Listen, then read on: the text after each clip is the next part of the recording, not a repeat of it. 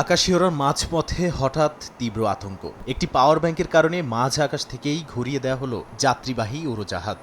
লন্ডনের উদ্দেশ্যে রওনা হওয়া ইজিজেটের একটি ফ্লাইট জরুরি অবতরণ করল ইতালির রোমে। লাগেজ হোল্ডে থাকা লিথিয়াম আয়ন ব্যাটারির ভয়াবহ অগ্নিঝুঁকির কারণেই এই কঠোর সিদ্ধান্ত। কিন্তু কেন বিমানের পেটে পাওয়ার ব্যাংক রাখা এতটা বিপজ্জনক?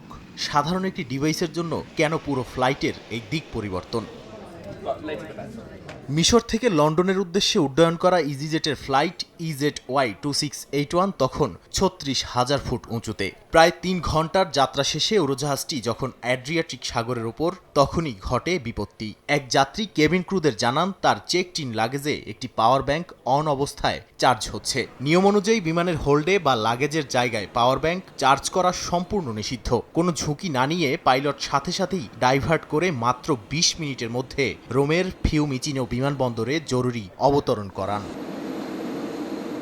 পাওয়ার ব্যাংক নিয়ে বিশ্বজুড়ে এভিয়েশন খাতের এই কড়াকড়ির মূল কারণ লিথিয়াম আয়ন ব্যাটারি। এই ব্যাটারিগুলো অতিরিক্ত গরম হয়ে থার্মাল রানওয়ে বা অনিয়ন্ত্রিত অগ্নিবিক্রিয়ার শিকার হতে পারে। কেবিনে বা হাতের ব্যাগে থাকলে যদি কোনো পাওয়ার ব্যাংকে আগুন ধরে, তবে ক্রু বা যাত্রীরা তা দ্রুত নিভিয়ে ফেলতে পারেন। কিন্তু বিমানের নিচের হোল্ডে যেখানে শত শত লাগেজ থাকে, সেখানে আগুন লাগলে তা টের পেতে এবং নেভাতে বড় ধরনের বিপর্যয় ঘটতে পারে। ইউকে সিভিল এভিয়েশন অথরিটির তথ্যমতে ২০২৪ সালেও লিথিয়াম ব্যাটারির কারণে বিশ্বজুড়ে প্রতি সপ্তাহে গড়ে ২টি করে অগ্নিঝুঁকির ঘটনা ঘটেছে।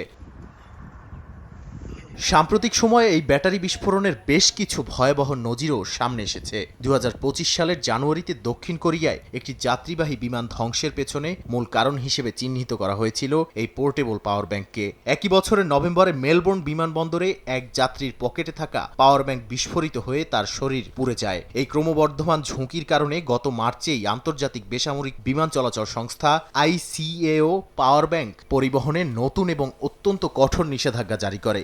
ইজিজেট, রায়ানএয়ার কিংবা ব্রিটিশ এয়ারওয়েজের মতো বৈশ্বিক বিমান সংস্থাগুলো এখন সর্বোচ্চ ২টির বেশি পাওয়ার ব্যাংক কেবিনেও অনুমোদন দিচ্ছে না, যার ক্ষমতা ১০০ থেকে ১৬০ ওয়াট আওয়ারের বেশি হওয়া চলবে না।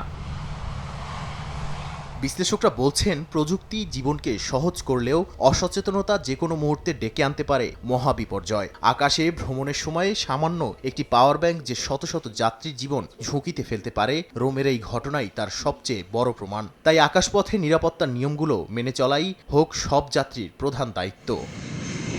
নাদিম মারজান, সময় সংবাদ।